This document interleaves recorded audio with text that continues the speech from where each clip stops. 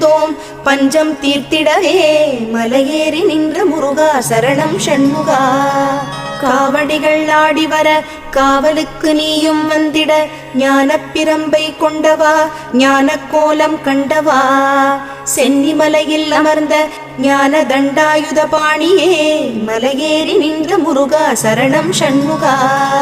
மூவருள் மூவர் முதலே முகில் வண்ணன் மருகா மலைமுனி குருவாய் வருவாய் குஹனே ஷண்முகா.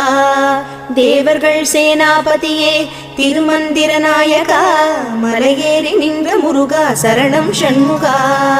பங்குனி உத்திர திருநாளில் பாலால் அபிஷேகம் கந்தா கடம்பா கார்த்திகேயா வேல்முருகா.